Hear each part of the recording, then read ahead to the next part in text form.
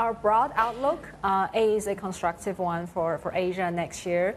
We think the region has two tailwinds, one being the peaking of U.S. yields, U.S. rates, and the second one is that China's economic growth seems to be bottoming gradually. So these are tailwinds, and I think that there are pockets of opportunities that we like in this part of the world. One theme we particularly like is the semiconductor story. In North Asia, it obviously has a secular tailwind with the broadening out of AI applications in the next couple of years. At the same time, we are observing a cyclical upturn as upgrading cycle comes near for smartphones and PCs. So that's one area that we particularly like in Asia. I do think that there are pockets of opportunity that are unique in this part of the world. We do, however, also continue to expect volatility for markets given the potential continuation of tight financial conditions as well as policy uncertainty will likely to linger as well. So there are volatilities to expect next year at the same time.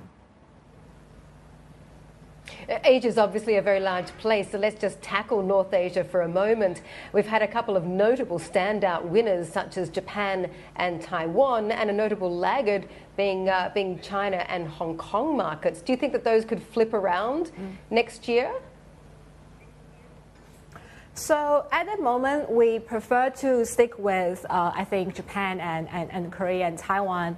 I think Korea-Taiwan semiconductor story is one we like. In Japan, we do think that the economy is gradually exiting deflation and walking into reflation. There's positive sign in terms of wage growth. There's positive response in terms of corporate capex intentions.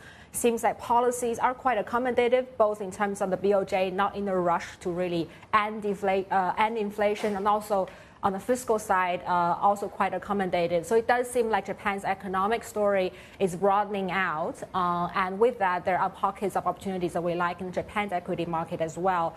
Banks, for example, also the consumption story. And we don't think dollar yen will be a major headwind for next year. So that's a story we continue to like.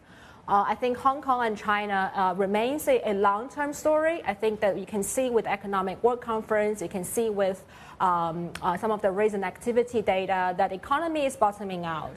Yet I think it probably takes longer for earnings to bottom out. That's what we've been discovering over the last couple of weeks. The margins are under pressure. Competition is very tight.